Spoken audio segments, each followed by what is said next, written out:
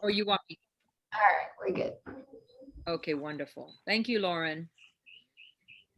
Okay, so Linda, I'm so sorry, dear. Can you go ahead and finish what you were saying about Morgan Hill and Gilroy? Oh, I think it's similar to San Jose in that we're getting 10 to 20 offers on every listing. Um, Listings are going between 20,000 over to 150,000 over. You know, for the more expensive properties, the horse properties, maybe we get much more over list. And like I said, for buyers, unless we're finding things off market, we're just getting outbid like crazy. Yeah, but you were mentioning, hello, let's see, the gentleman, I'm sorry, that just joined us. I don't see your name. Dennis Scott. Dennis. Hi, Dennis. We've met before. How are you doing today? Yeah, I'm doing great. Wonderful. And refresh my memory, please, and introduce yourself to the group. What office are you? My name is Dennis Scott. I'm in the Santa Cruz office. I've been an agent for 7 months. Wonderful. And you're a student at heart, because I always see you in class, and I'm a student at heart also. Yes, must maintain your studies. Yeah, and you know what? It's not just studies too, but it's networking, and we all learn from each other. And it's a blessing, and that we have this ability and platform for us to connect.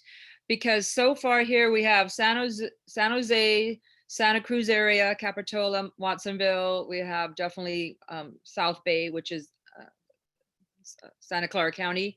And then we also have Morgan Hill and Gilroy.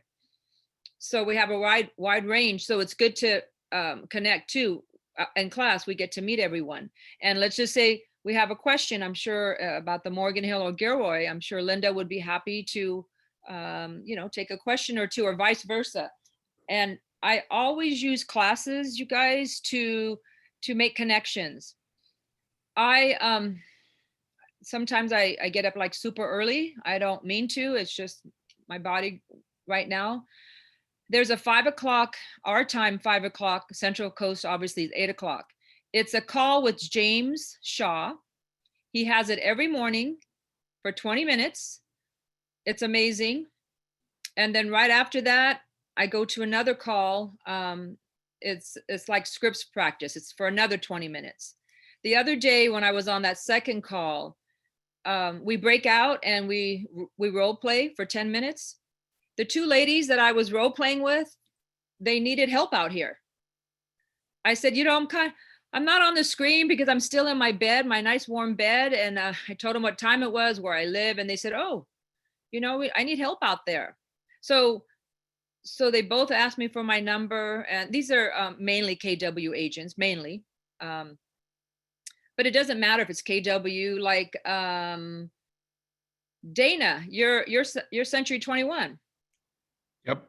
Yeah, so we're all colleagues. It doesn't matter which brokerage we're at. It's if we can keep that mentality and mindset when we're out and about, oh, it doesn't matter. It's like to get to know you. It doesn't matter what brokerage we're at. And down the road, if an opportunity arises and some of these colleagues are looking for another brokerage, we can invite them to Keller Williams. Always keep that in mind, our profit share. And I want to share another story before we get, it's okay. We're about 107. Just give a few more minutes to get started on this PowerPoint. But it's all about what we're talking about now. And I would please feel free to interject. This is a group, mainly masterminding.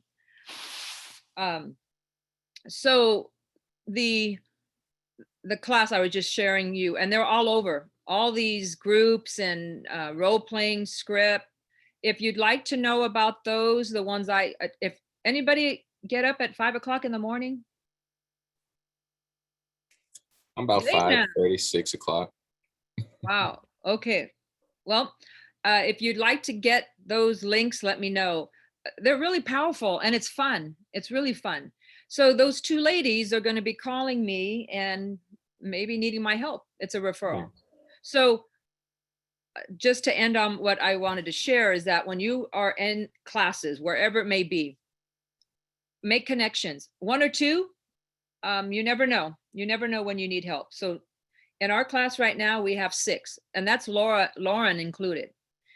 I don't know if Lauren I don't know if you're staying the whole time, honey, but you don't have to. She always helps me get started just to make sure the PowerPoint and things are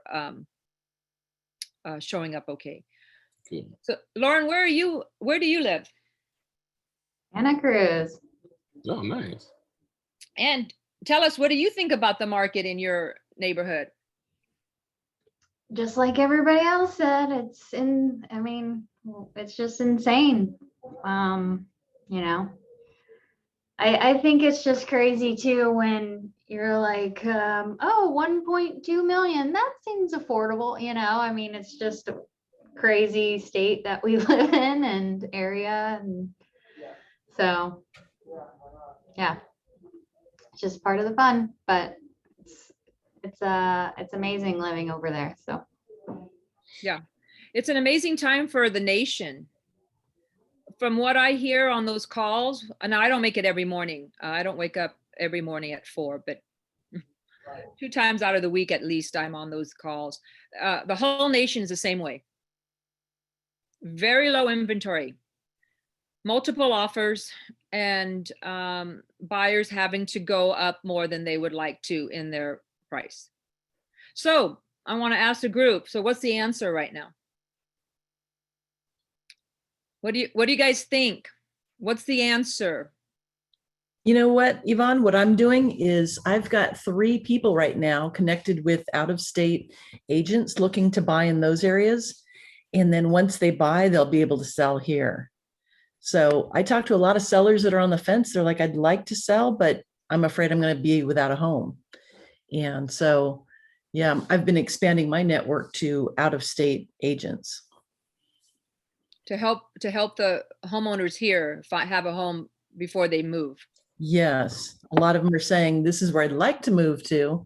I want to move to Arizona or Texas or, somewhere else in California. And so I'm busy hooking people up with basically handpicked agents. So that way they'll be able to sell their home here. That's great. That's a good option. What else? Who else has an answer? You're probably Nancy. asking. Oh, go ahead, Dennis. No, what's the question? I was just going to say, you probably don't even know the question, right?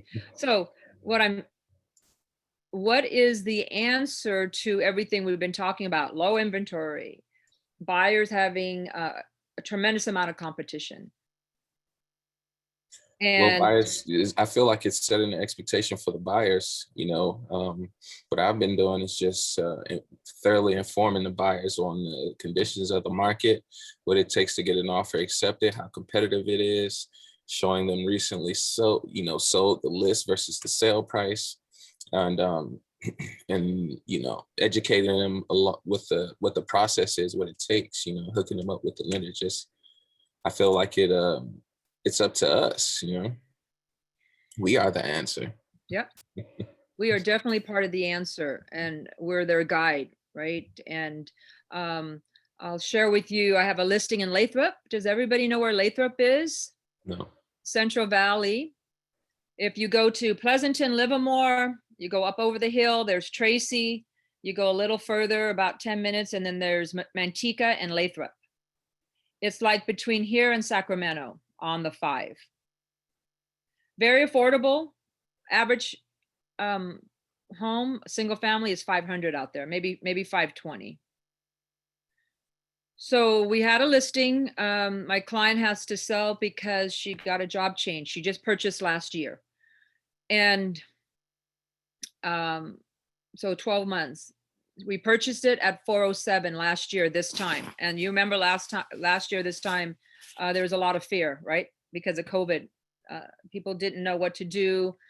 People kind of were frozen a bit. We all were a bit frozen. So because of her job change, she has no option. She has to sell. We put it on the market. In 4 days, we had complete showings every day. We put an offer date. for this Tuesday at 3 this week, and we got 26 offers. So, and we're the only home in the market in that neighborhood. So I believe part of the answer for us as agents is we have to be more aggressive on finding listings. We have to be more aggressive on finding homeowners that are willing to sell. So the question, Linda, that you were addressing is, okay, so where can these people go? Where can these homeowners, after they sell, where can they go?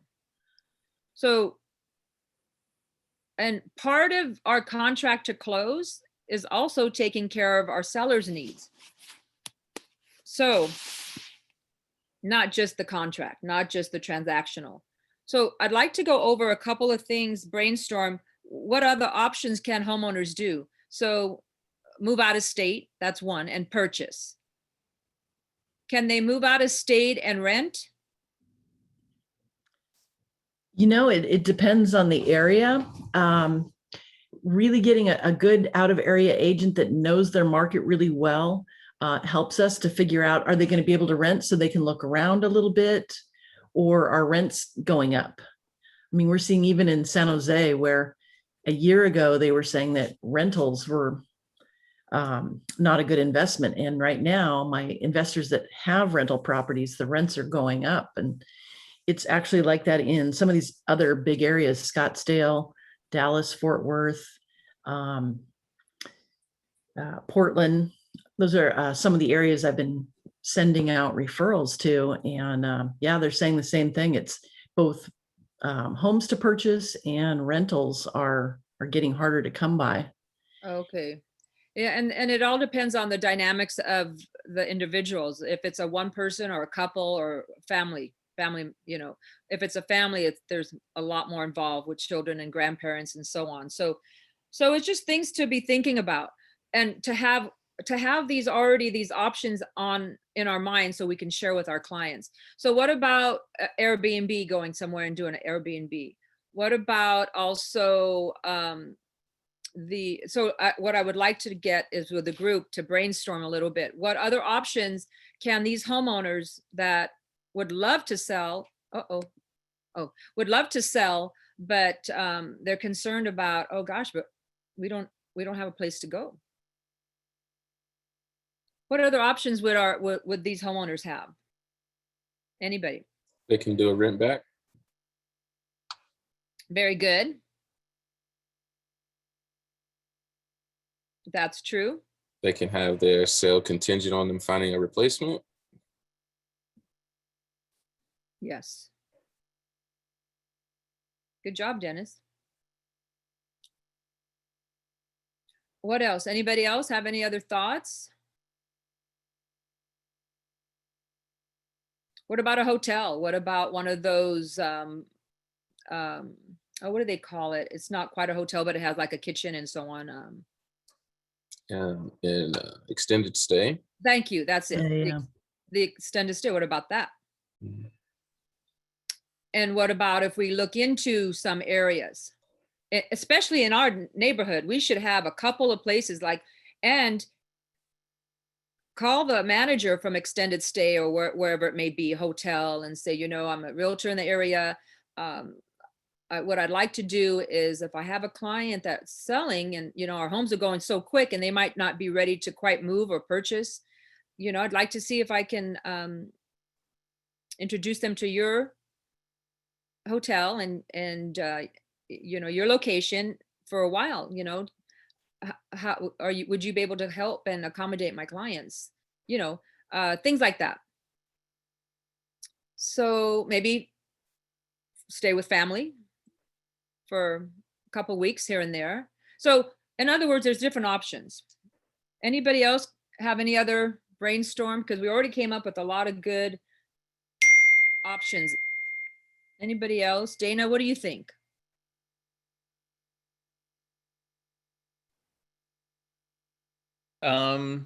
Actually, I think you've covered it pretty well. Unfortunately, I've been doing this for so long that 80% of my business, at least 80%, is listings. So I don't find myself in that, most of my people who I'm selling for are either downsizing and have the money to do what they need to do without selling their house and have the time to sell their house after they've relocated, or they're moving out of area to be closer to grandchildren or things like that. So I am probably not the best person to talk to about this because I really focus on working with people who are getting ready to enter the next phase of their lives. Okay, but you gave us already good suggestions also. Um, because you're already a strong listing agent. Your basic client already has established where they're going. Pretty And much. plan. So what about this, you guys? What about asking the question to these homeowners? Are you able to go and purchase before selling? Why not? Why can't we go find a place first versus selling and then go finding? So I think that's also a very good option. And what we can tell, let's say we do find a home, and then we'd have to be a contingent offer on the sale of a possible contingent offer. We can definitely get a home on the market in any area where we all live, and we definitely can be in contract within 3 to 4 days. And because I just did it in Lathrop. She emailed me Wednesday. We had spoken about it a few weeks prior, so I knew it was coming, but she didn't know if she was going to get that job. And when she got the promotion, email on the Wednesday morning, we had it on the market Friday morning. I already had people wanting to give offers Friday morning. I said, oh no, we're going to go through the weekend. We want to give it a fair opportunity. And so we can sell these homes within days. So keep it in mind, just an option. And I'm glad that we have quite a variety of experience here on this call. For those of you that don't know me, I got my license in 06. And then 08, 07 and 08 hit. So I learned short sale and bank own. That's all we had. And quite an experience learning. And for you, Dennis, this is your learning. This is your rookie year, right? Yeah, it is. Yeah, and it's exciting. Mm-hmm. And I would like to, before I go into, because we have another hour or so, this is not going to take us, like 2 more hours. What I'd like to share with all of you, and I'd love to hear your feedback, is whoever we might be talking to, I keep always hearing, oh, this is a crazy market, crazy. You know what? I think this is an exciting market. It's exciting for both a seller and a buyer. Mm-hmm. Because for sellers, we know that their home will sell quickly and at the highest possible price. And that's simple. Not like way over list price. You know why? Because the list price, honestly, is just a placeholder. Yep. It doesn't mean a thing. That's where the bidding begins. Yeah. The list price is a placeholder. We have to look at what the comps, here's a list price, but what is the fair market value? So we can't say, oh, it went 100 over. We can say it went 30 to 50,000 over fair market value. That's more of a true statement. It's more of an accurate statement. So I use words like, oh my gosh, it's exciting. People they say, oh, this is a crazy market. Well, it's actually really exciting. And then I go a little bit on each side. For sellers, what I just said, they're able to put their home on the market, and if they want a quick sell, they're going to get a quick sell, and they're going to get the highest price possible in this market. And for buyers, it's also extremely positive because the interest rates are phenomenal. Buyers have more buying power. So they're able to purchase a home perhaps that in the past they couldn't even attain because of the interest rates were 4 and 5. Now we're in the 3s. What a buyer has to do though in this market is they have to be ready for the competition. This is what I evaluated within the last few months, and this is just myself evaluating, is, so I have a sports background. I've always been involved with sports. My main sport was volleyball. I played, I coached, now I officiate. So when we were getting ready for a match, you would always think about the competition. Like, okay, and get ready. So as Dennis said, and I believe others said about, okay, we have to get our clients ready for the competition. All these agents, these 26, we got 26 offers and many more agents called. And they said, oh, what is the seller looking for? And to me, that's the wrong question. Now, I don't tell them that. I don't say that. I'm very cordial. But I said, so I answered their question. I said, all my seller is looking for is a committed and well-qualified buyer. Once we get into contract, we're not going to renegotiate. So that's all we're looking for. Mm-hmm. And that's my answer. It's like 3 seconds, they have the answer. So what questions would you prefer them ask? Okay, so let's just say you're my buyer. So Dennis, Mm-hmm. what I'd like to do now is we got to get ready for this competition. Mm-hmm. And what we're going to be up against, the competition, what we're going to be up against is there are some buyers that will go in with a fully approved loan, and they have extra reserves. So just in case the appraisal doesn't appraise, that they can come in with a difference. So then, in other words, what that means, Dennis, is that they can already release those two contingencies. Mm-hmm. On the property condition, if the homeowner and the listing agent happens to have all the disclosures and inspections ready, that can also be released. Mm-hmm. Okay, side note, I never say they're going in non-contingent. That is the term. Yeah. But what I say is my buyer let's say you're the listing agent, Dana. So Yeah. Dana, I have a buyer so super excited about your property at 245 the Ocean. That condo is lovely. They've done all their homework. Oh, Christina, good. They've done all their homework. They have already satisfied all the contingencies.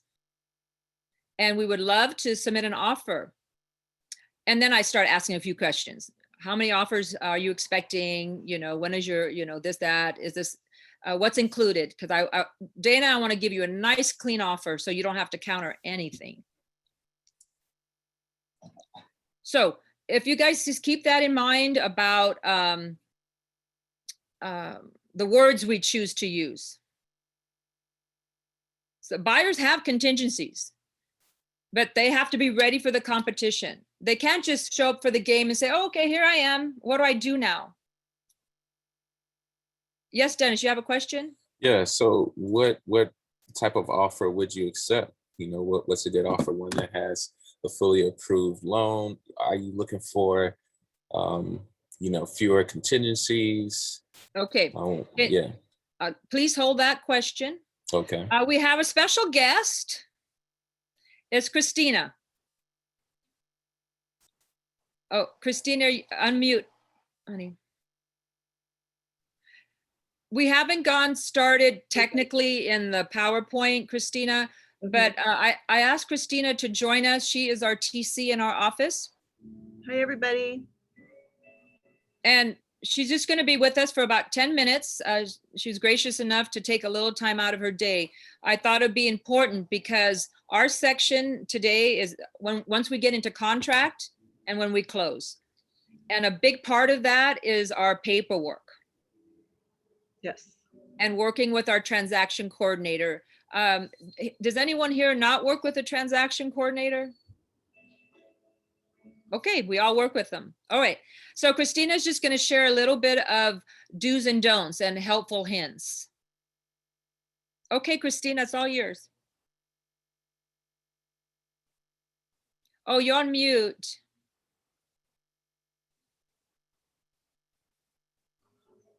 There. I won't touch it. I won't touch it. So are we going based on having a listing? Yes, this is Winwood Sellers. Okay. So we're representing the seller. Okay, so basically when you take a listing, you want to compile all the seller's disclosures at one point so you can meet with them or deliver it to them. They have a chance to review it and, you can help them fill it out. And I think if we get this all done at one time, it takes a little pressure off the seller because it's very stressful for a seller these days to sell a property. And I think if we can take some pressure off of the sellers, that's a win-win for you and for them. Mhm. So if you did it yourself or you had a transaction coordinator, you would just compile all the sellers' disclosures, reports at one time so you can present that package to them. They would maybe leave it with them so they have a chance to review it. And if they had questions, they can call you or you can meet over Zoom because we're not quite meeting with our clients right now because of COVID. It just takes a little pressure off the sellers. Instead of having one form here, one form there, it's just overwhelming when it's like that. Piece together, right, Christina? Yeah, because then it gets really overwhelming. Like, oh, we have another form. There's a lot of forms for the sellers these days. So does everybody here use a transaction coordinator? Yes, I use Glenda Whitlow. Oh, it's amazing, right? It takes a little pressure off of you too, because there is a lot of Definitely. paperwork. There's a lot of paperwork. So I guess what we're trying to do is we're trying to allow the seller to have a great experience with us, right? Not only getting a great price for the home, making it easy for them. You're doing a lot of the, legwork and so forth, but we want to make it as easy and as not stressful for them because it's emotional. So I would say just making sure that you have all your paperwork, have a checklist and go through it. And I think that makes it a little bit easier for the seller and for you as well. You're not getting 15, emails a day about one document. So like I get, I can do that. I get that every day. So does anybody have any questions or? Yes, I have a question. So how many transactions do you process a month? Myself? Yes. It just depends. Mm-hmm. It just depends on how busy everybody is in the office. But I like to make sure that if I am really busy, that I never let that other agent know that, right? I'm not gonna ever let them see, I just make sure they're taken care of. So Okay. anybody else have any questions? I have a question. Okay. What's the most helpful hint that you can give us as agents when we're working with our sellers in relation to our file, the paperwork? Review it, look at it. So nowadays, now at this very moment, we're not sitting with them with the package and going through it like we did before COVID. Like normally we'd sit at the kitchen table and go through each thing, each form and explain it. But nowadays we're delivering it via email, maybe delivering a package, and we're leaving it with them for them to review and maybe fill out. So they fill out the package, and you got to make sure that you're looking at what they're writing or what they've done, or that you've just reviewed it to make sure that that they answered the best of their ability. And, if there's a HOA and in the SPQ it asks for, is there any adjoining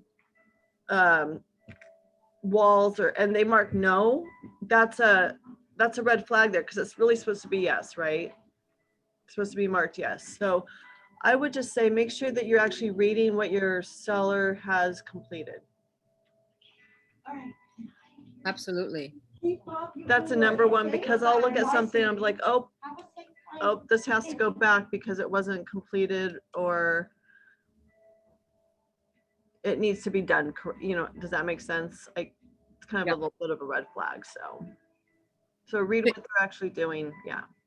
So it's a huge red flag for the TDS because that's a way that the buyer can get out if we don't have that complete on our end. Oh, Christina, did you find out that answer about okay, so the question yesterday I had for Christina that came up was, okay, the TDS, right? Everybody knows the TDS. Statutory, right? Disclosure. And it has to be completely filled out, like Christina has mentioned, on the seller side. And then we give it to the buyer. And if something is missing, we get into contract and something's missing. And if we fill it in, then they have 3 days, right? Rescission. So, but our question is they sign it, the buyer and agent signs it. Does the buyer's agent have to do the avid for it to, or is that not mandatory? If Keller Williams, every time you represent a buyer, you have to do it an avid. You have to. Now, if you're the listing agent and like, let's say the other company that sold the property was ABC Real Estate, they're not obligated to do an avid. I don't know if their office requires it, but they have to mark the TDS accordingly, right? My issue was, Question. like a lot of times I'll have a listing agent, they sold the property, but they haven't gotten their avid in yet. And we have to give the avid to the buyer. And let's say it's 5 days before close of escrow. I'm like, oh my God, where's your avid? Because this is new information to the buyer. And the buyer can go, what do you mean there's a train that runs in the backyard at midnight? It's like, they can get out of the contract because it's a piece of new information that could be very important. So you always want to make sure that you're doing what you need to do to represent your seller correctly and to the best of your ability. You don't want something to fall apart because you didn't do one little thing, one little questionnaire that you have to complete. You always want to make sure that you're doing the best that you can for your seller, no matter what. So I haven't, go ahead. No, you finish.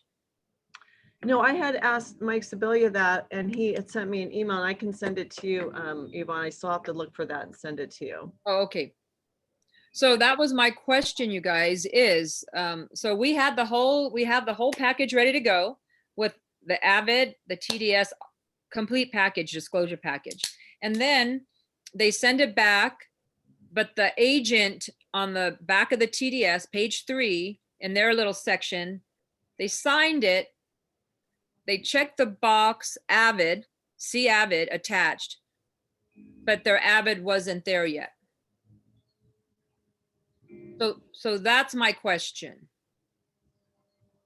Do we need their avid for it to be, do we need the buyer's agent's avid? That's my question. I don't think so. Yeah. I Dana, mean, if it's marked, we're gonna need that, yeah. okay, right. Eventually you mean, but what about, yeah, okay. So according to Mike, a buyer can only get out off of a listing agent's avid, not a buyer's avid. Okay, so that's our, Dana. I understand. Yeah. Dana, what about you? So Dana, Christina, Dana is a very experienced agent at Century 21. Hi, Dana. Hi. What's your, So actually, I've 14 years at Coldwell Banker, 15 years at David Ling, and then about 4 years now with Century 21. And I've worked in management in every one of those companies.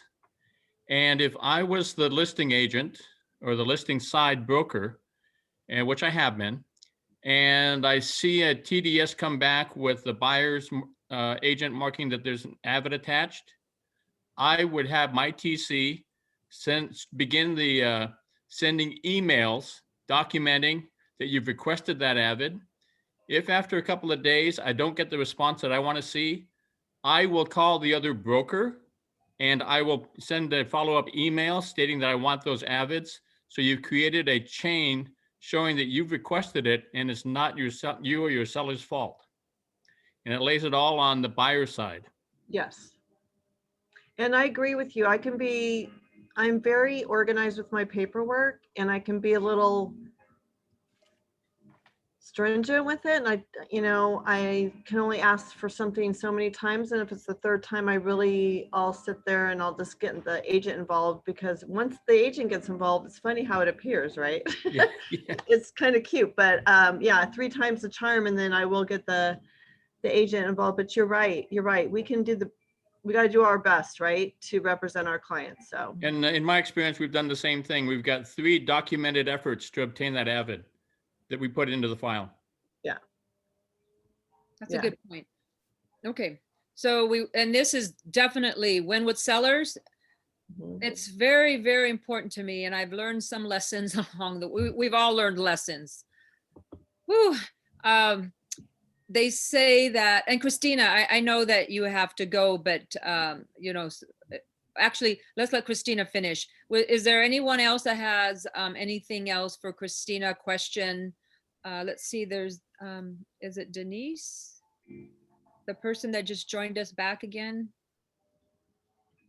I think that's Denise in the corner. I don't see a name. Anyway, any I other do have a- questions? Oh, Yes, please. yes. What if the listing agent doesn't have an avid? I think that's their choice not to do an avid. So is it Denise? Is it Denise? Who just asked the question? Sorry. Yeah, Denise, she's on mute. Okay. So Denise, it depends on, well, Christina, we don't need a buy, we're representing the buyer, less seller. Do we need our office? Do we need an avid from the buyer's agent? If we represent the seller. Yeah. And the buyer's agent elects not to do one, they don't have to do one. That's right. You Okay. have to mark the third page accordingly. Like there's a box there that says, no, I have nothing to say, or no, I'm not giving an avid. But Keller Williams, if you represent either side, you have to have an avid. Yeah, for us. Yeah. Because that's the best thing to do for your client, is that and for yourself, is that you made that you did walk around the house, you did look around, you did take the time to do that. So with Keller Williams, yes, you do have to have a avid regardless. Denise, did that answer your question? Yeah. Okay, great. Anyone else? Any other thoughts? Any other like problems? Like, oh gosh, what about this? Anybody for Christina regarding our file, which is super important? Okay, well, thank you so much, Christina. Anything else? Your parting words, your parting wisdom? Just gather as much as you can at one time, so you can go through it with them. Just being organized, and it'll take a lot of pressure off of you as well, because like I said, we all know there's a lot of paperwork here, right? It's overwhelming. And if you just do it all at one time, it'll take so much pressure off of you. And then the chances of the deal falling through because of this wasn't there, that wasn't there, you've done your job. You've done what you could do. So I say be organized. And then the organized equals efficiency. Yes.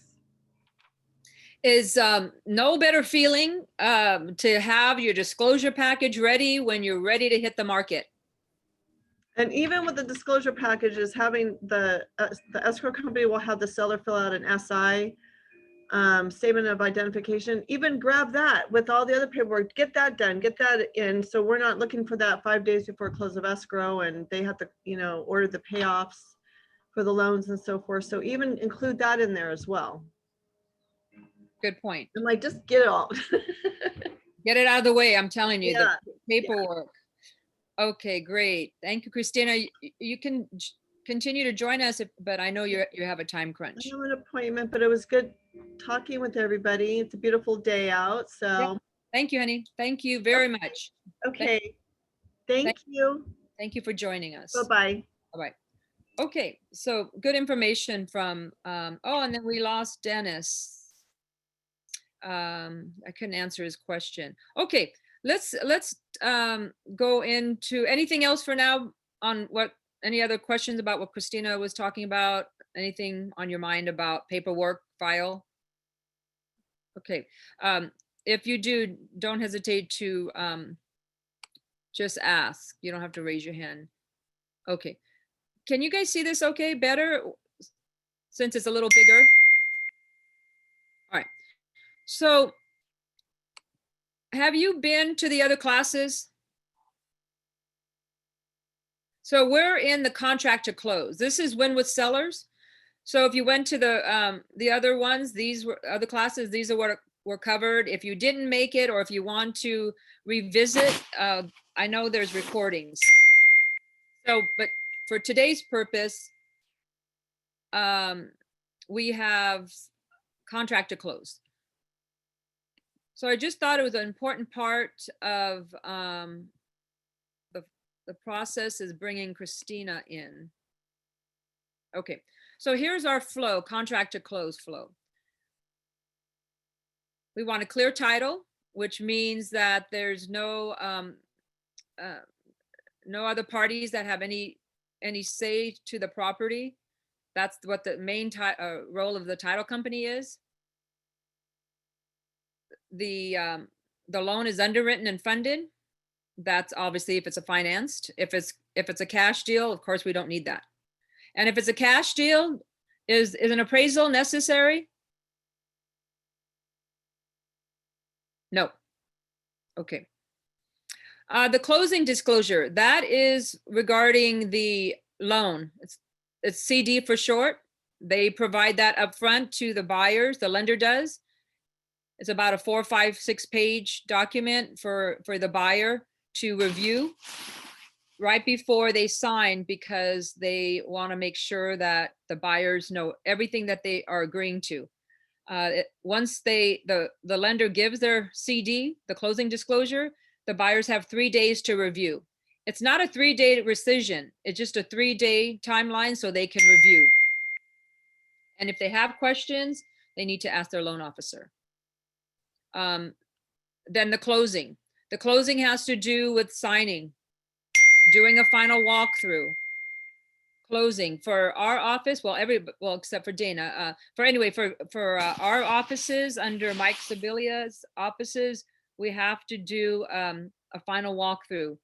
If the buyers do decide to waive that walkthrough, we still need a VP, verification of property condition. It's a 1-page, very simple CAR form.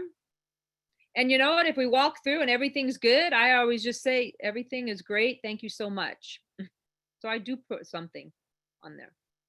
Okay, and then recording and possession. So has everyone, let's see, Denise. I'm not sure if, let's see, Denise. Yes. We have 2 Denises too, right? Oh, The okay. other- I'm very new, so I don't know if I can answer any questions. Oh, well, that was my question. Have you I'm had? very, very new. Oh, it's okay, dear. That was my Uh-huh. question. Yeah. Have Yeah. you had any transactions? No, I've been in it 2.5 weeks. That's it. Oh, Yeah. Very new. exciting. Yeah. Are you excited? I'm excited. I'm extremely excited, overwhelmed, but extremely excited. I Yeah. remember those days. Dana, you Yeah. remember those days? When you started? Yes, I do, but it was a long, long time ago. But do you know what you have, Dana? You have wisdom on top of wisdom on top of Mhm. experiences. Mhm. Oh my God. I Yeah. got my license in 1987. Wow. When it was a 1-page, like 1 page, right? Oh, the contract? Yeah. The contract is 4 pages. In the 1970s. Oh yes, 1970s. My old broker's dad said 1 page. Well, the old contracts were one page and most of it was blank because you filled it in. Oh, yeah. Oh, It was you used to have a little blue book called the with paragraphs in it that you would use in different occasions Lovely.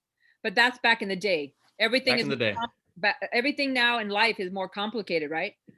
Oh, absolutely. And more so in California. And you know, it's kind of sad that it's because people have taken advantage of people and that trust level. So every Mhm. disclosure we have and ongoing Mhm. disclosures, it's because it's come from a lawsuit. Yeah. Actually, when I explain contracts in different forms to people, Yeah. that's exactly how I explain it. I say every paragraph in this document is the result of a lawsuit. That's why it's important. Yeah. So so Linda, I'm sorry, I didn't know it was only 2 weeks. And then, I mean, sorry, Denise. Yeah. And the other Denise, you're from Santa Cruz. Are you able to, I think the other Denise was from Santa Cruz. I'm not sure. And Linda, how long have you been in the business? I started in 2009. So I started when the short sales were going Oh, and yeah. foreclosures. Okay, Yeah, so you've seen a lot too. Yeah, my first listings were short sales, very complicated. Oh, yeah. And, yeah. This is Savannah. Say hi. Hi. Is Madeline okay? Yeah. Oh, good, good. She just got her tooth out. I know. My other granddaughter had a tooth pulled. Okay, love, I'll be right. I'll be out in a little bit. Okay, baby. Can you close the door, love? Thank you. Okay, so You know, Yvonne, back in those days, the listing agents would call every buyer agent that showed the properties, asking them for feedback. Yep. It's like they were begging buyer agents to sell their listing. we had that in 2019. Yeah, Complete- that's right. We had that a completely little bit. opposite. Completely opposite. Okay, at this point, I just want to, so you know, the PowerPoint, you guys, you know, it's just in general, right? We're just going over the highlights and different things. So did you, and I'm not going to try to go back to chat because then I'm going to lose this. Lauren put in the chat our handout. Are you guys able to, have you gotten the handout yet? The material? Are you, do you guys see the link in the chat?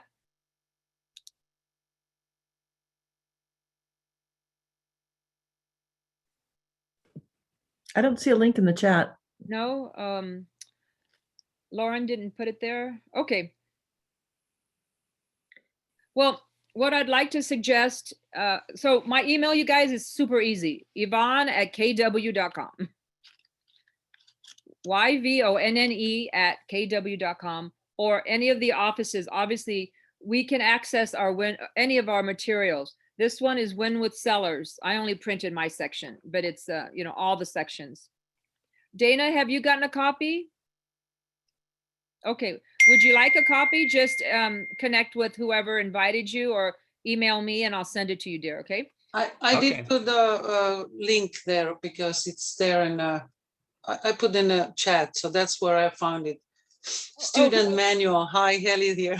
So, Hi, who's that? Who oh, joined? it's Haley. I came a little late, so I'm in a Silicon Valley office, quite Oh, new from last oh, year. great. So. And your name is Haley? Yes. Welcome. Hi, thanks. This is more of an interaction class, so please, you know, interact and brainstorm with us. Haley, how long have you been in the business? I have my license from San Diego 2014, but you know, I followed my husband here. I did some studies for interior design, and now last year I decided to join again. And I think I'm going to have my new coming listing, first one, after all these years. So Fantastic. Where? yeah, I've been studying a lot, so I kind of, but it's ongoing, and now I'm doing again all these classes what I need. So. And then you Yeah. have all the resources and all the support. So welcome. Yeah, so that's why I put the link, because I kind of learned to, because I'm always, oh, where is the paperwork? Where is the paperwork? And now I know that if you go to this link, what I put there, so it will open, and then you go student files and student manual. So it's all there. So I like to use, and then I download it to my own computer. So from there. Wonderful. Wonderful. Mm. Thank you. Thank you for sharing that. like I said, I'm not that great when I start in and out of files here, screens, so I don't want to lose you guys. So Yeah, I'm trying to be techy a little bit. So. yeah, so thank you for helping. It's a team effort. So what the reason why I mention that is because there's a lot of good material in here, especially towards the back of the handout. There's tools. It has and I can show you later. At least I know I can get to that. But it gives you charts, weekly activity tracker. It gives you checklists. You know, what do you do in your walkthrough when you first see a listing? All these things. Now I know for the newer agents, I know you guys go through. I mean, you work with a mentor. So this one has a room information on the room. Dana, you're probably like me, or you might be more organized. I just have my notebook and I just write down what I want to remember. But all this, when you're new, you might not know what to. What do I need to mark? So, for example, the flooring, moldings, is it tile, is it marble, and so on. It just helps you. Prioritize your needs. This is good. A page where we give our sellers. So there's quite a bit. See, I put stars on the ones that I thought were really more important. I like this one too. Again, I know you probably can't see it too well, but this one talks about an agent versus being a consultant. So what we're going to do now is talk a little bit about the process. For me, what's super, super important, and all of us have backgrounds and we don't have to go back and go through, oh, what were your previous, whatever. But we all have background in either being home with our children, raising our family, or working in another field. To me, one of the most important things that I want to project to my clients, well, mainly it's my clients, is my customer service. To me, that is a very a key focus of mine, is my service. And I don't think, oh, I'm going way over and beyond. I just don't think about that. I just do what needs to be done, and that they're not even expecting or asking. So one quick example is the listing in Lathrop.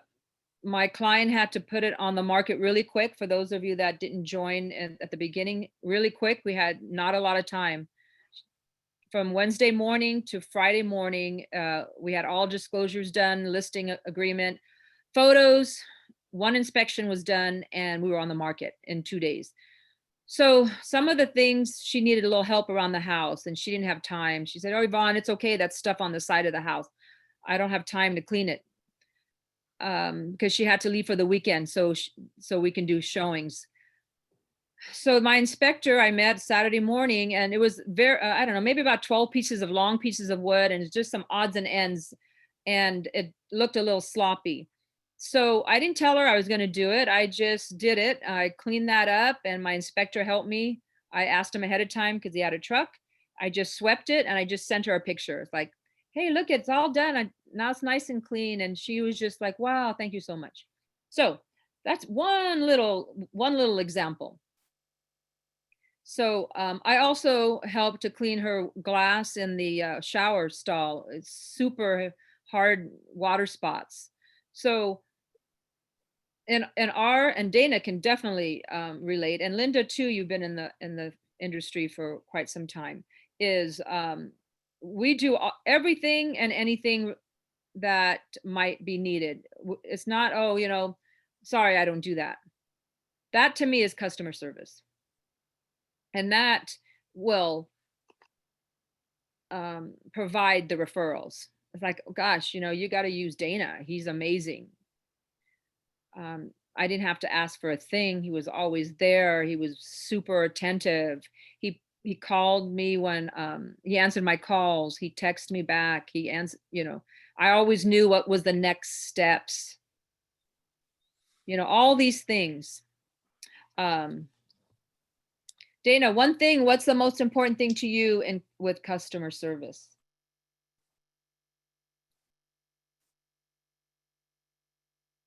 what works for me is I have so much experience that people pretty much call me and want me to list their properties. And I think that sets me apart. What I tell them, I think sets me apart is I'm very frank and honest with them. And I'm going to tell them what they need to hear, not what they want to hear. Because I know, over all these years, I've worked with so many agents and observed so many agents, and there's some who will say anything to get a listing. Whereas I'll tell people, this is where I think you should be, the range you should be in pricing your property. I tell them what to expect. I tell them things that may come up. I tell them, and I can give them if they want to, I can talk to about lenders and inspectors and what the process is like. And I try to be very thorough and cover everything for them. So pretty much I have the listing when I walk in the door, but then they feel comfortable when I walk out the door. Nice. Because you have, they can trust you. They feel that you're honest and that you're going to take care of them. Those are the qualities that all the studies and the surveys and things, those are the top things. And the other one is super important is our communication skills. Do we answer back? And my clients or the text is sometimes it's heading into a meeting, but I'll get back to you shortly. They're definitely going to hear from me within the day. And if I'm up late at night and I get a text, I answer. But that doesn't matter. Some people have set firm hours, and that's perfectly fine because they have family members that they want to also respect, right? So and that's perfectly fine. But the main thing is communication. Huge. Also, what I have learned, especially from first-time home buyers, is because they think about, so for you, not Linda, Denise, you're new. Just think about, and you're in the business. Think about how your clients feel and going through this process as a first-time home buyer. Like, oh my goodness. Yeah, it's scary and overwhelming with all the paperwork and That's yeah, right. uncertainty about whether they can pay the mortgage. Amen. So that's Yeah. where we come in. That's our customer service. That we have to help guide them, consult them. Mhm. And then a good way to do that is within, like when we're in contract, because this is contract to close. And by the way, this is a checklist. I know I've been kind of going back and forth, so just bear with me. So it's a good checklist. And again, this is in your manual. Here's our task. Did you get it done? Now, this is again across the nation. So some of these may not pertain to us because right now we can't do open houses and so on. But good checklist. And it's a guide. Go ahead and create your own checklist once you get going. But for now, just use all the material that we have. Let me see, what was this one? Play the numbers. Okay, I'm not really even sure what that means. Major points. Okay, okay, so we're still back in this section about our transaction.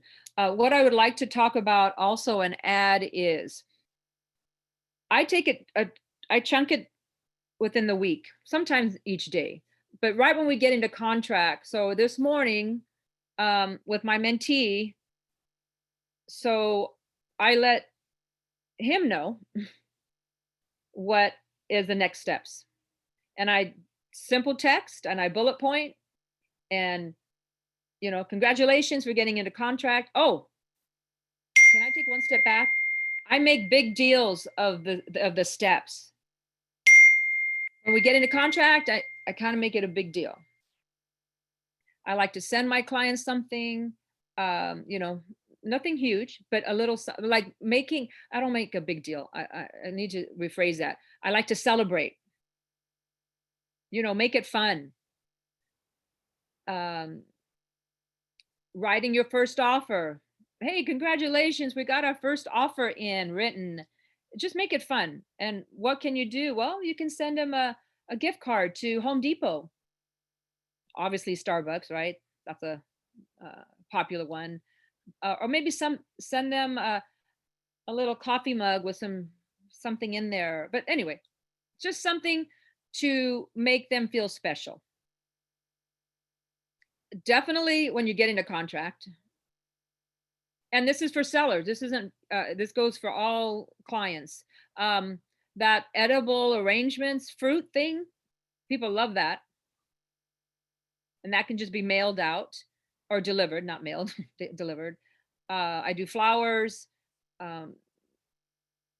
baskets of different little things, and it doesn't have to cost a lot. Okay. I want to give you one example of something when we were able to do open houses. And I love open houses because if I make it like they are coming into my home. And actually that wasn't even my listing. So when they, this couple came in, I said, hi, welcome, what brings you out today, or something like that. And, oh yeah, we're looking, or usually I'll say, how's your search been going?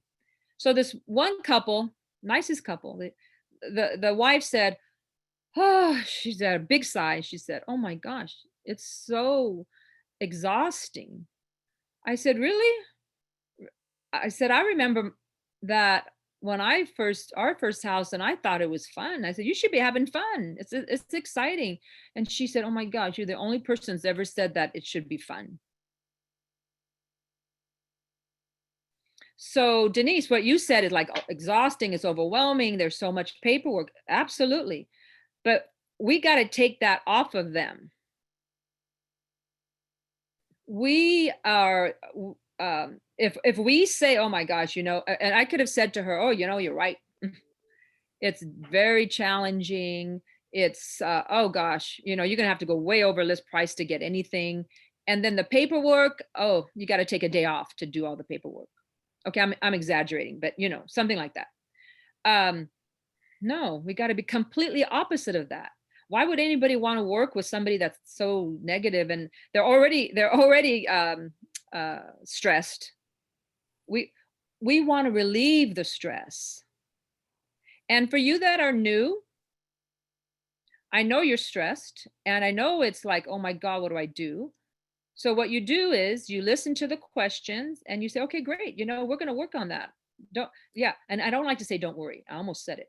I'm going to be with you. This is what I say. I'm going to be with you every step of the way. And I'm going to go over all that with you. And what we're going to do is going to take it step by step. So yeah, so it's exciting. Let's go look at houses. So anyway, that couple, and I said, so tell me, what have you been looking for? Have you put in any offers? So I don't ask when they come in to open a house, or when you're on a phone with any, or when you meet somebody walking in the neighborhood. And soon we're going to be able to do open houses again, and we're going to be able to door knock again. But until we're going to meet people, so I would ask something like, well, so have you put in any offers? So that tells me if they say yes, then that means that they already have at least had an agent put in offers. Like, oh, so how did the offer go? Oh yeah, well, we didn't get it. Oh, okay, well, there's a lot of strategy involved these days for buyers. So I'd love to help you. You're not obligated. We can meet and chat. Let's get together, and I'd like to give you maybe some strategies that might help you. So something like that. Something like that versus the negative, the overwhelming. And I'm just going to suggest, now you guys, of course, we're all our own business. We're all our own boss. You can say any words that you want, but I'm going to recommend don't use the word, it's a crazy market. I don't think it's crazy. I think it's exciting, to be honest with you. It is exciting. Who thinks it's exciting? Somebody else? Oh, good. Thank you, Denise. Anybody else thinks it's exciting? Okay, it's all right. Okay, so it's challenging. It's demanding. But the price is soaring. I don't know. I like to say it's exciting versus crazy. But anyway, okay. Let's just stop for a moment. And any major questions so far? I know for my classes, I do kind of go in, I'm not gonna say all over the place, but sometimes all over the place. But I think it's also helpful because, you know, these PowerPoints, it just gives you, you know, the general topic, and we always have to expound on it. And as far as the material, you've got to go back after class because an hour and a half class, we can't go over all this material. You got to go back. We all have to go back and then read. It's like, oh, okay. And answer the questions, check out the checklist. There's scripts in here. But you know what the best script is? Because everybody says, oh, what do I say? It's like, oh, you know what you say? You ask questions. That's your script. Ask questions. Go ahead. Okay. Jen. I'll preface it with it. My mom was in real estate. And I remember just prior to, you know, the 2008 debacle.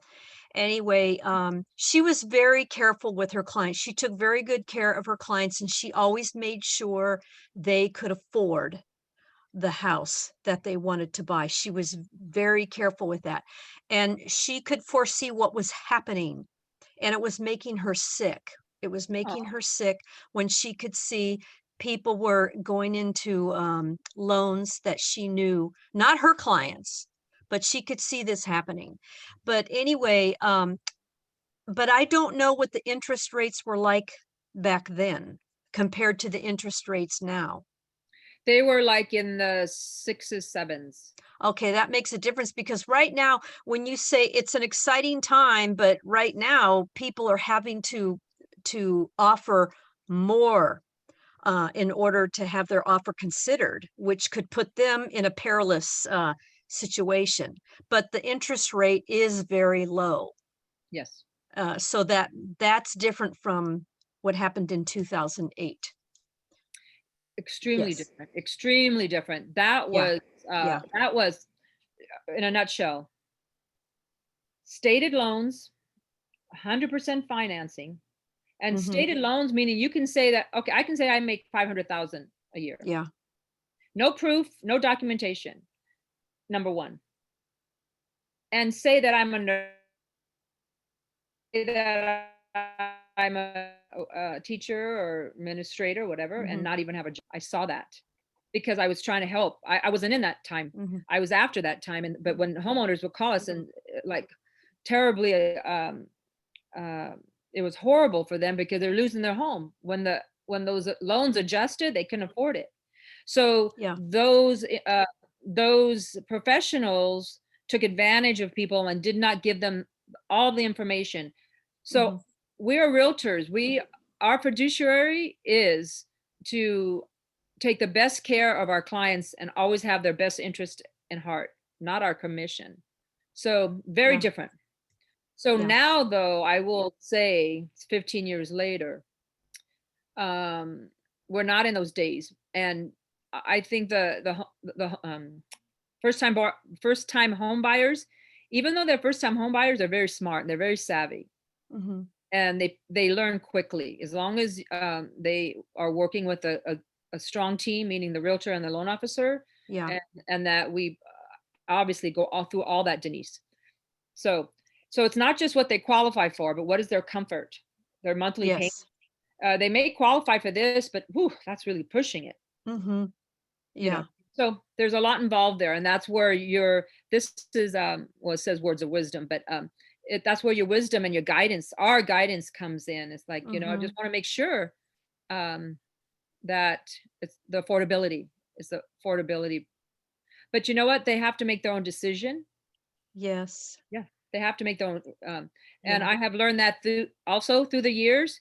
I'm not a decision maker. We are not decision makers. We provide information and guidance, and so they can make a good decision. You know, my buyers or my clients will ask, "Oh, what should I do?" It's like, well, let's look at it again. Let's say they ask, Yvonne, I don't know what to offer. well, let's go back. Let's dig a little deeper now in those comparables. You Mhm. know, I always go back to the data, go back to the information, go back, because if they're still asking me the same questions, then we need to review a little deeper. Yeah. Yeah, so it's just guidance, Denise, and Mhm. caring, number one, is first and foremost. Yeah. And yeah, it's like, well, okay, well, let's look at that. And Okay. so questions, questions, questions we want to ask our clients, Mhm. especially our sellers. And again, there's questions in here, please go through them. But some of the questions are like, what's the most important thing for you? Let's see. Linda, are you able to unmute? Yeah. I'm Okay. unmuted. So Linda, you are the seller, and we are already in contract. Hey, so Linda, I'm really excited for you and your husband. Market in about a week. You still have a little cleaning to do. But what I just wanted to ask for you both today is, what's the most important thing? Because we're not on the market yet. I just want to know for you both, what's the most important thing that you want to make sure that happens during the sale of your home? What's the most important thing? Hmm. So I should say something that most sellers say. Probably, we want to get the highest price. Uh-oh. Anything, say anything. We're role playing. Oh, the most Uh-oh. important thing, yeah, the most important thing is we want to get the highest price possible. Oh, wonderful. Okay, great. So I am going to work really hard on that. Really hard on that for you. And we're in good position for that for sure. Because this market, you will definitely get the highest possible for your home. So I believe that that's going to be something that is going to be exciting for you, and we'll see. What on that note, so Linda and Tom, is that the buyers will let us know. They'll let us know what they think, what they're willing to pay. And then what's also exciting is when we get to that point and when we get to the offers, we'll review it, we'll see who's the strongest, and you have an opportunity to maybe counter them, accept it as is, or leave it on the market if you don't quite get an offer that is not up to your what your expectations. We can leave it on the market, so you don't have to accept an offer. You have time, and I know you have about a month, and you're not in a hurry, so you're in a great position. So great, thank you for telling me that. I'm really going to make sure that I focus on that for sure. So ask questions. There was another question which I liked here. Let me just look at that.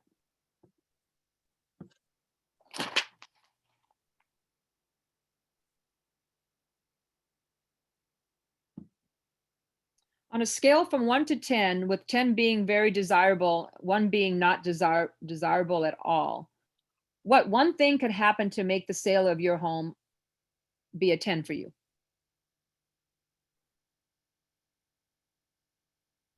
So, okay, it's an okay question.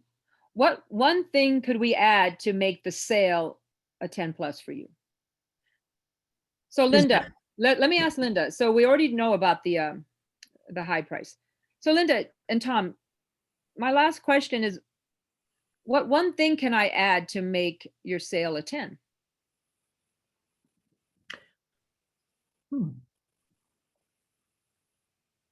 We'd like to make sure the sale doesn't fall through. Very good. Thank you for that. That is super important, Linda, Tom, because and how we do that is when the communication that I will have with the agents, and that's one of my favorite parts, is actually connecting and interacting with the other agents and making sure that they know your expectations.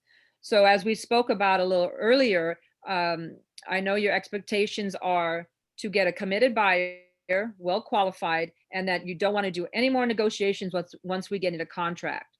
So since you've already told me that, that's what I'm going to relay to the other agents, so that they definitely know.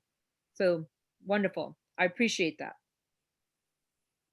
Okay. Yeah, So Yvonne, with this multiple offer situation that we have right now, we're sometimes finding that buyers will put in try to get the highest offer to get accepted and then go back and renegotiate once they're in contract, That's true. which is discouraging for sellers. Well, how do we combat that? Well, I think what I'd done recently with a listing that I had, and we knew it had some issues, so we made sure that that whole entire disclosure package was available up front. We didn't ask anyone to remove all contingencies. We simply said, we know we're getting multiple offers. Please bring your strongest and your best, because you may or may not get countered. We do want you to sign all of the disclosures to show that your buyers have seen and read them. And so we asked for signed disclosures with the offer package, which is not fun when you're a buyer agent, but at least for the seller, it kind of shows them that everybody who's putting in the offer, they've seen everything about that property. Correct. Dana, how would you combat a buyer backing out within a contract? If I was the listing agent or the buyer's agent, Listing. how would I combat a buyer backing out? Like for the appraisal, sorry, I didn't add that. So the appraisal, they offered 900 and the appraisal came in at 850, let's just say. There's a possibility of it not appraising. Before you accept that agent's, that client's offer, what can you do to combat that they won't back out? I should say it that way.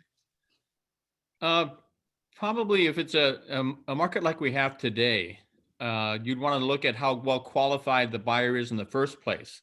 I hate to say this, but when you're a seller's agent, you want to look at how much money they're putting down, how much they have in reserves. You want to make sure, you want to check their proof of funds. And in this kind of a market, you can actually ask the buyer's agent, if the appraisal doesn't come out right, do your people have the funds in order to make this right and to see it through? Fortunately, what I've seen lately is appraisers are coming to the plate and actually performing, and things are appraising, which is kind of interesting because they are recognizing that it's a strong market. Absolutely. So I just went through that. Hila, I'm sorry, how do you pronounce your name again? Hila? Oh, it's heli. Heli, sorry. Yeah, heli, like helicopter. Heli, thank you, Heli. Yes, Sorry. it makes it easier to remember. Heli, Okay. and since you have a new listing coming on, please ask questions today, okay? So Yeah, I mean, I'm working with my mentor with this, and it's a trust sale, and it's very complicated. It's been going on for a year, so we are waiting for now to get the signature from the and a bank is a trustee, which makes it even more complicated. So yeah, I don't want to go for details, but we are waiting and hoping that everything goes fine. Okay, so it's not really okay. So you're as I said, my first listing is probably the most complicated. Maybe next one is hopefully just normal. A good way to learn. You're gonna learn. Yeah, you learn a lot. Yes, already. Usually the way we learn is that we get out of our comfort zone. Yes, if we it's nothing but the okay. But if you have any general questions, maybe not pertaining to this trust sale, but just let us know so we can cover it in our class. Yeah, I'm not shy to ask, but sometimes because they're recording, I'm talking too much and asking too much, so I stopped it. No, not at all. That we all learn from each other. So please feel free. Okay, so what I wanted to add with what Dana said, so I went through that with the 26 offers. I would say I spoke to at least 2/3 of the agents. Some agents never called, and so couldn't talk to them. But so what I shared was, especially the one that offered the highest, the 565. And so again, this is Lathrop. Average sale price there is 530. well, actually 5. The pendings are gonna sell at 5:30, so I knew we would be at least 5:50 or so. Anyway, so when I love the 565 and I called the agent and she was very honest. I said, I just following up with the offers today, and I just want to confirm. I see that your price is at 565. Is that correct? And she said yes.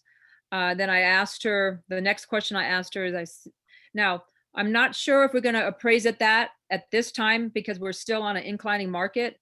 And I do know the 3 pendings are going to be in that range, but those won't be available in time of our appraisal. I just want to ask you, Cindy, is your buyer capable and willing to come in with the difference? If it appraises low, is your buyer willing and capable of coming in with the difference? And she just said no. She was very honest. I said, okay, Cindy, thank you. And she even had a cap. She put that they would come up, it's a funny number, 6,000 something it was, the difference. And I said, I don't think that cap might be large enough. So in other words, even though that she was the highest offer, it wasn't solid. Because I just let her know. I said, thank you so much for the info.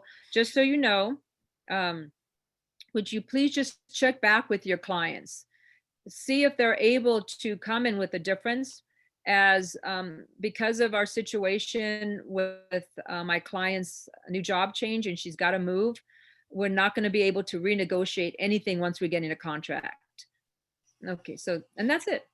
That's all I said. We're not going to renegotiate. So they know where the seller stands. And I had that conversation with, I would say, at least 12 agents that had appraisal contingencies. Some of the offers did not have an appraisal contingency. So like Dana said, they already took that in consideration. That buyer, the buyer knows the competition. And you know what? Depending on how much they put down, the buyers put down, they may not have to come in with extra funds. And that's a loan officer question. That's a loan officer guidance. I don't like to overstep my loan officers. They're excellent. And I choose to partner up with certain loan officers because I trust them. They take excellent care of our clients and they go over and beyond, and they'll do anything for their clients. So we have the same viewpoints in taking care of our clients. All right, so let's see. We talked to, wow, we're already at 2:30. We go this long, but it's okay. What I'd like to go into now is just the last chapter, and it's basically after closing. We do a great job. We close, everybody's happy, hopefully. Now, do we come up to hurdles throughout the transaction, even though it's smooth? Absolutely. One of the big hurdles these days is timing. Things are taking a little longer, especially appraisals. So we have to be flexible. And you know what? When the other agent calls you and you have a listing, obviously we win with sellers. Try to help the other agent out. Don't make it more harder for them. We got to help each other get through it. Okay, so post-close, we've closed, everything is great. We've passed on the keys and all that. Keller Williams, and I'm sure Dana too, it's every brokerage, they always recommend to staying in touch, right? So avoid pitfalls. Okay, no, I don't want that one. Okay, testimonials and reviews. I do have to get stronger on this. The other day I had a cue card, it's over there, for my client, and it was a thank you. And I said, oh, it's so nice, thank you. And I said, do you mind if I take a little bit of what you wrote and put it in my for my testimonials? And she said, oh, of course. So I don't necessarily ask them to go and do a review, although the reviews are nice, but do something so we can track all the positivity that we helped our clients. I heard something about a year ago and they said, Dana, have you heard this? Or Linda, because I know you've been in the business for a while too, is they said to ask the other agent to write a review for you. The co-op agent, the one that you just did a transaction with. Wow, I haven't heard of that. No, you have. I hadn't either until about a year ago. I thought, what do you, Dana, have you heard of that? You know, I've heard of it, but it's only to build your reputation within the industry, and it doesn't go out to the public. Yeah, but what if we say, hey, I mean, I've had some great transactions with the co-op agent. It wouldn't be a bad thing to ask, hey, do you mind just doing a review, working with me? Unless you go up against that agent for a listing. Yeah. It's all good. But anyway, it was something that I thought, wow, it made me stop and think, oh, that's interesting. Not a bad idea. So they do recommend that we ask for reviews and testimonials. And actually in between the whole transaction or during the transaction, it's also recommended that we ask our clients for referrals. Not just at the end, but at the beginning. It's like, oh, I'm so excited to get started. I know I say excited a lot because it's true. Anyway, at the beginning, I'm really excited for you, looking for your first home and so on. And we're going to have a great time and going through this process and so on and so on.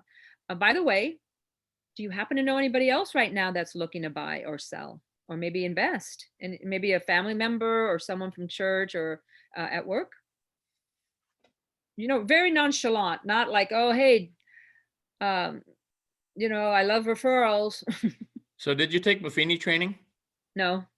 Because, oh, by the way, is like his trademark line. Oh, by the way. Oh, by the way, there you go. See? Okay, I'm going to write that down. Oh, by the way. All right. So we're asking, ask for testimonials and reviews. I think it's important. And then surveys. I don't know. I've never done a survey. Not a bad thing, but if you want to incorporate that. And then we need to follow up with our clients. It does say, can everybody see that, or I need to make it a little bigger? Okay, this is that they've asked they've done a survey.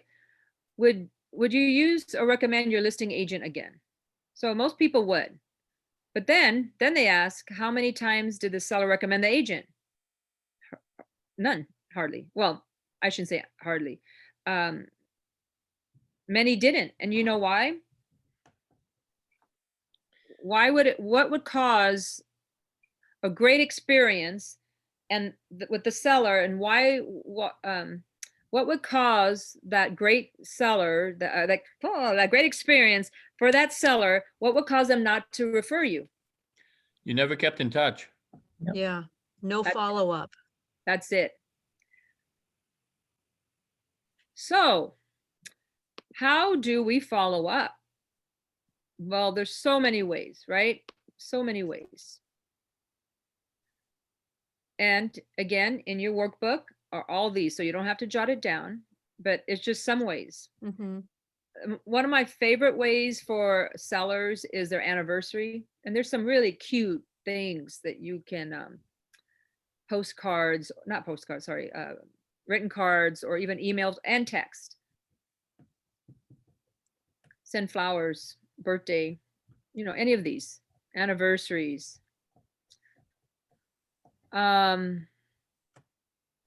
Besides the special and just general, some people are really good about setting it for the whole year on cards. They have all these systems. What about a phone call every month? No, every quarter, maybe. Emails, what have you, whatever you want to do. But the whole idea behind it is we have to keep in touch. I've heard also it's a good idea for every year to send updates of their value. You know, Mhm. here's your summary, your market summary. I don't say CMA because that's just too much industry talk. I just say, you know, I just wanted to provide you a market summary, an update market summary, whatever, update on your neighborhood. And I like to make it colorful, not just charts. But everybody's different. All right, so but the main thing is keeping in touch. Okay, let me see, where else are we here? Oh, conclusion. Okay, let's, before we go to the conclusion, any of you have, how do you guys keep in touch, in other words? Just one thing from each person. And obviously, for those of you that are new, you can just say, you know what I'm thinking about doing is X. I can start. I was thinking to put some kind of a, if I have like a reserve money a little bit, so like for the marketing, and I was thinking some, I got a good tip from Santa Cruz, when the first or second, so like she does them January already, for the whole year, like some postcards. And she said that if you need to save money, do like every other time you do a handwritten, maybe some kind of a card or something. And market value is something what I like to use a lot, already been walking about. But then this COVID happens, and I think I'm gonna, you know, do something like that. The market Ongoing. value, homeowners always want to know what their market. Yes, the yes. I think it's very interesting anyway. So Great. And then, Helly, what, when you send out the postcards or handwritten, is that to your whole database, or how do you pick and choose who you're going to send it to? no, that's a good question. So I'm thinking all these marketing things now, and what could be like a cost effective, but I'm willing to put some money to it, but I know that it has to be consistent, so not like just sometimes. But I'm title company maybe gives me some kind of a farming material, and I've been looking for like a targeted groups and things. I haven't really chosen the company yet, but I don't know. We in Silicon Valley we have this Old Republic, and so I'm still thinking what could be the best way to do right now to get myself out there. Okay. Just one suggestion to start is give yourself a budget for the month. Yes, that's what I thought. That would be better. So $50, $100, 25, whatever it is, give yourself a budget and then go from there. And whatever the budget is and whatever you choose, if you could only do 50 or 100, whatever, to build up. Because there's many things we can do that doesn't cost anything, like Facebook and social media posts and all that things. Yes, I have a business page in Facebook and Instagram. But sometimes I think what to post. But I was again going back to the command. There is lots and lots of new things coming all the time. Endless. I was learning last year. I was surprised there is a lot more now. So I'm pretty good at, you know, customizing them. And like now, same time, I'm looking where is the best logo to add to those and so forth. So yeah, I'm going to do those as well. Some Instagram especially, and then my Facebook business page. I think those two I'm already having set up. Great. Have any of you tried to do Facebook Live virtual open houses? Or not yet, but oh. yeah. So I was looking at the video for our office, the guys who's been doing it now throughout the COVID very successfully. So it was very good. I was looking at the recording now, and that's something what I'm interested, because I'm like a quite keen photographer and things like that. I'm doing staging and photography and things like that. So wonderful. So yeah, I mean, yeah, maybe there's too many things I can do, and I really have to, because this is so exciting. There's so many things we can do, and trying to narrow myself to just keeping myself in leash, leash. Yeah. Sorry, Well, I'm from Finland originally, so I have a little accent still. oh, it's beautiful. It's beautiful. So keeping it simple, but doing something, because if we try to, Yes. oh, we got to do this and we got to do that. Oh, I got to get it perfect. No, just get out there, especially all of you that live in the Santa Cruz. Gosh, I would walk the beach. I'd walk around the neighbors like, hey, just do a Facebook Live for 10, 15 minutes or even shorter. And say something about the market, and not just the Santa Cruz people, us out here. I mean, there's beauty all around us. And so I do open house, virtual open houses. And when, because you can, you keep going through the house. And if I do it at least an hour long, it doesn't take me an hour to go through the house. So then sometimes I'll just sit and I'll have it pointed to aspect of the home. And then I'll just talk a little bit about the market. And so people will click on that. And the beauty of Facebook Live is you can save it onto your page. And people will see it's like, oh, hey, yeah, Denise, oh yeah, she just got a license. And look at her. She's already out there showing homes. That's great. So top of mind, even if we don't intentionally like send something, it's still a touch. It's still a way to let people know that we are in the business and we're active. It's a reminder. We have to stay top of mind. We have to stay top of mind. That is our job with our past clients. And that's how we're going to get referrals.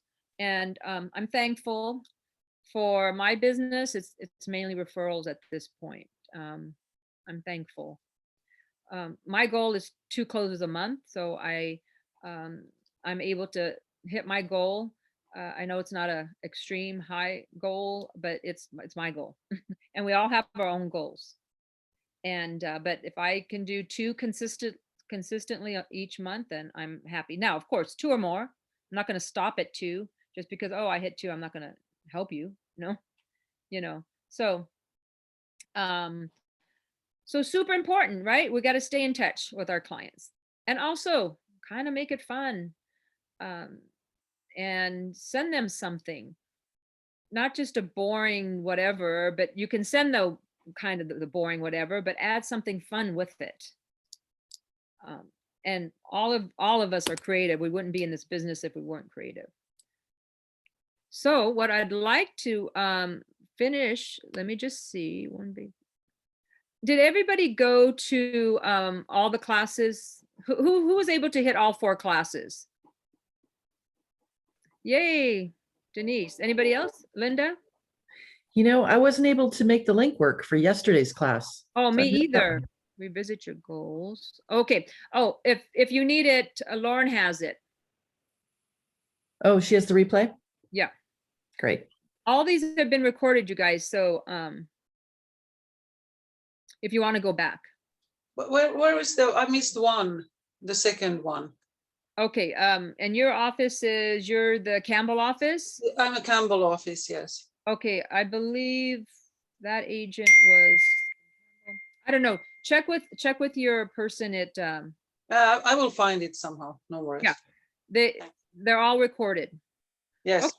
So they want us to revisit our goals from all the classes. Dana, how many classes were you able to hit? This was the first one. We're honored. Who invited you? I think his name is Jordell Which class? I mean, which office? out of Santa Cruz. Oh, wonderful. Great. Okay. So, would you like the student manual? Yeah, I'll get a hold of him and get it to Okay. him. Very good. Very good. Our Haas, I think we've already kind of talked about that. Okay, the scripts and I'll let you know there's a lot of scripts and tool in the very back of this manual. Let me just see what else we have. Scripts and okay, and that's the end. So who would like to just well, first of all, any other just general questions? about winning with sellers. Now, before you ask your question, I know we went in different, we talked about a lot of different things. You've got to check in with your mentor, meticulously, step by step. That's not what this class is. It's more of a general. It's not a, okay, now you do this, and then you do this, and then this is interaction, and interacting. And then I always like to brainstorm with everybody, is the way I like to do my classes, because we all learn from each other. It'd be boring if I just sat here for 2 hours and talked at you, right? That's how a seller would feel if that's all we did. But we want to engage. We want to have them tell us. So if I didn't ask Linda, what's the most important thing that that you want to make sure happens during the sale of your home? What's the main thing that's most important to you? I love that question. Okay, great. I'm going to make sure I work on that. Is there anything else that would just make it over the top? You'd be super happy. They're probably going to say something like, Dana, what would they say to that question? What have you heard from sellers? You know, when you said, when you were doing the class and you brought up, I don't want to renegotiate and have to, redo everything as we're going through the process. I saw that immediately. It's as an opening, because I prefer to have my sellers do their physical inspections and termite reports ahead of time. And that's the perfect chance to say, you know what? That's why I think it's a good idea to get these things done, so the buyer knows what he's buying going in, and you don't find yourself having to renegotiate and work on new numbers and come to some resolution after we've already put the deal together. So, that's how I would use something like that. Every time, I prefer to let the seller and the buyers do the talking, and just lead them along, and to make sure that we've covered everything and they feel comfortable. Absolutely. Guiding. You're the person. We are the guide, the people that guide the whole transaction. I heard it this way one time. As all of you know, I shared that I'm really a student at heart, and especially the legal aspect. I recommend for everybody, any legal classes, take them. Any of the disclosures, the RPA, and that's going to be changing at the end of this year. We've got a new RPA coming, but the TDS, all the statutory, are you really familiar with the NHD?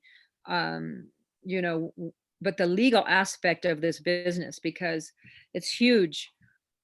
So I advise you to take anything that has to do with legal, the legal things about our business. So it's really important to me as an agent for my clients. If this is my mentality, this is how I think. If I protect my clients, I protect myself. So I'm not thinking, oh, I got to protect myself, or I can't do that. No, it's like, hey, I got to protect my clients. Got to protect my clients. Am I perfect? No. Have I learned along the way? Yes. A lot of things like, oh man, I was a little, that kind of caught me off guard, but see, I learned. We learn from our hurdles.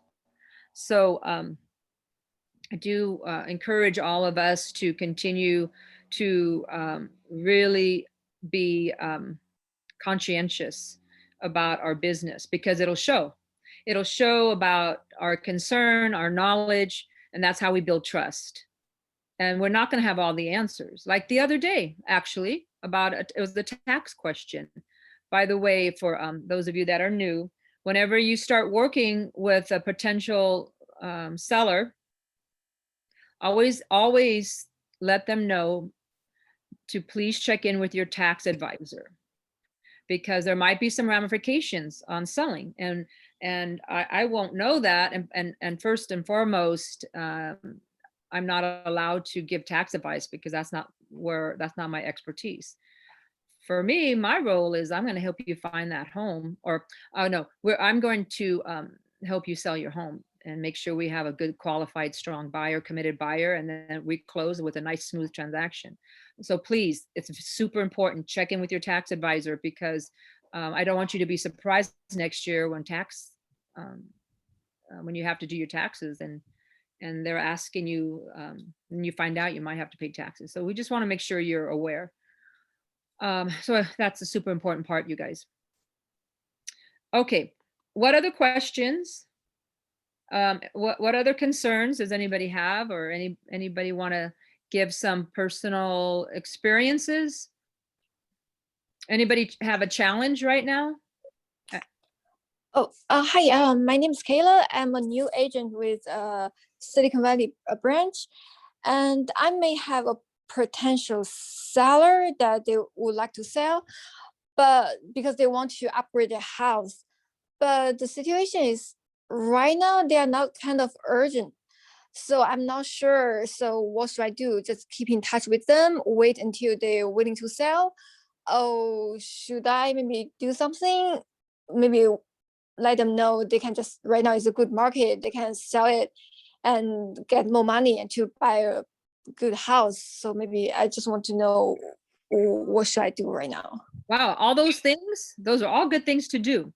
But let me, I'm sorry, I thought you were Denise. I should, because I don't see your name.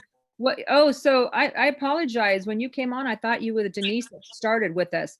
Which office are you? Silicon Valley in Campbell. Oh, okay. And how long have you had your license? Right now about almost 2 months, but I work as an assistant before, so about half a year experience. Okay, so share with your first name again, please. Kayla. Kaya? Kayla. Kayla. Thank you, Kayla. So share with us, how did you get this potential seller? Oh, actually, that's one of my friends, and because in Bay Area right now the stock market is pretty good, and so they may consider upgrade their house, but right now, they just have their babies, so right now they have enough room for their current house, but they may just want to move to a different location, maybe find another house near their company, but they're not that hurry right now. So I'm not sure maybe how should I push the sale, or maybe I just wait until they are willing to sell. Well, a couple of things off the top of my head, and I would like everybody to give Kayla a little bit of your wisdom. So a couple of things for me, Kayla, is you want to be a resource. We want to be resources. Yep. Okay. We want to be a resource. And also you want to be a resource. What was the other thing I wanted to tell you? Be a resource and encourage. Oh, ask questions. Of course, that's what we always want to ask questions. So let's just role play really quick. Now, where do they live currently? What city? San Jose. And is this a condo, townhome, or single family? A single family. How big? I think about around 1,500. Okay, and what part of San Jose? What neighborhood? Berryessa. 95132. Let me. Oh, it's okay. It's okay. It's all right. That's a great. That's my neighborhood. So, have you been to their home, Kayla? Oh yeah. Okay. And how long have they lived there? I think 2017, maybe 4 years. Okay, so they have some good equity. 4 years ago, that would take us to 2017. 2017. Actually, yeah, that was a little high back then. Do you know how much they paid for it? I think a little bit less than 1.2. So they paid a little on the high side. But anyway, okay. Yeah, but also they did a lot of upgrade for themselves. Yeah. Because previously they thought they will live there for a long time, but recently they may consider moving to another house. Yeah. Okay, so just a couple questions that I would ask, and then I would like everybody else to help Kayla with maybe a suggestion. So I would just say something like this, Kayla, to my friends. They're your friends. So you're the seller, and you just had a baby. So Kayla, I'm really excited for your family, and I know that you've loved living here, but you mentioned the other day that possibly you're thinking about selling. What are your thoughts? Are you still happy? Are you still happy? You and your husband, are you still happy at this home?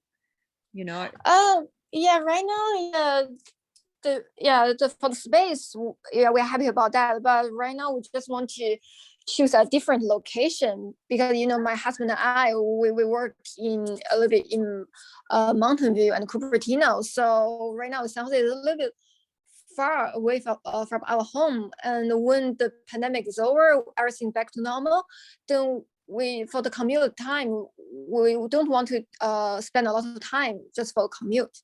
yeah. Well, you know what? I'd love to get together and go over this with you when your husband's here. And what I'd like to share with you is the market right now for homeowners.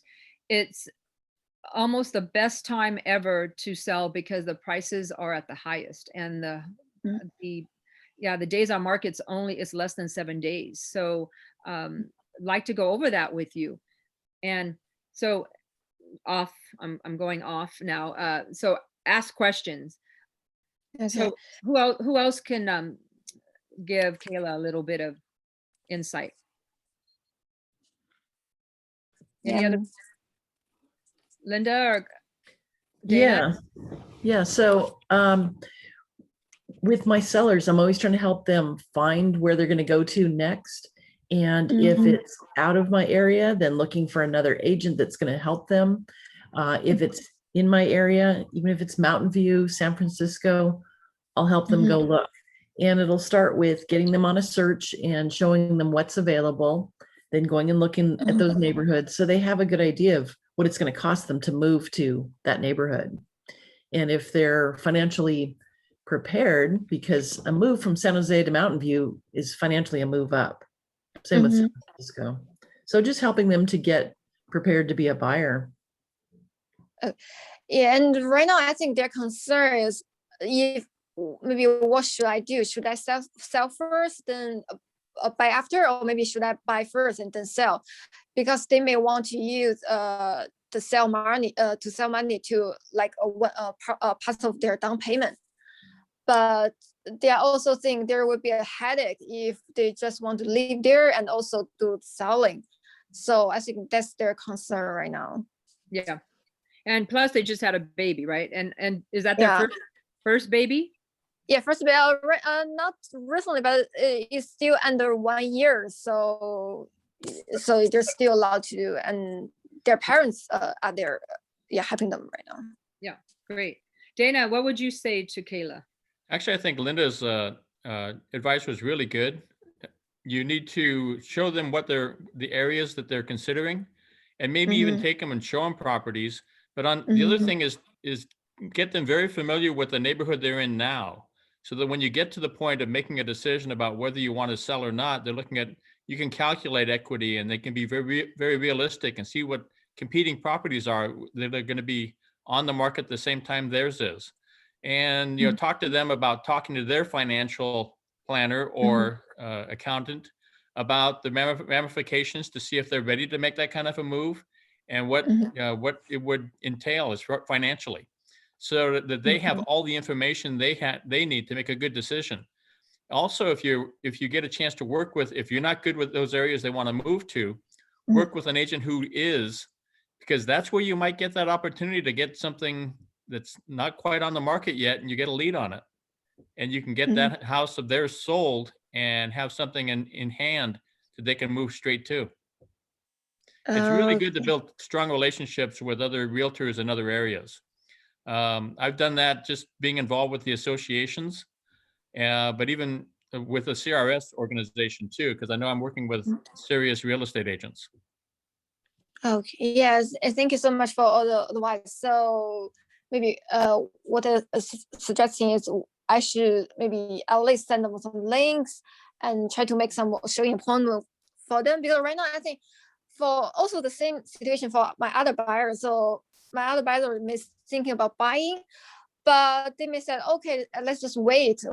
But once they start seeing the house, maybe they will start wanting to buy, right? So if they're just thinking, okay, I want to buy a house, but without making any appointment, so they're not ready yet, right? Yeah, for buyers, there's a huge getting things ready. So that's I know you just got you just got in the sorry, you Mm. just got your license. Yes. That's a whole nother class, but yeah, there's a lot involved. And your mentor, you have a mentor, right, Kayla? Yeah. Yeah. Like Coco. Oh, she's amazing. You have Yeah. you have a good, you're going to learn a lot. But the most important thing, as everybody said, is be there for we should be there for our clients. Ask questions, be a resource, and if help them solve maybe their problem. It's not a problem, but it's like, oh, it's they're excited, they want to move. Okay, great. Let's look at that. What, where would you like to move to? You just start asking questions more, and then definitely you said, oh, should we do that? Should I do that? Well, what should I do? Be available and stay in contact, stay in touch, be available and stay in touch. Definitely. Yeah, I think I should keep communicate with them, because it's a similar situation for my other sellers.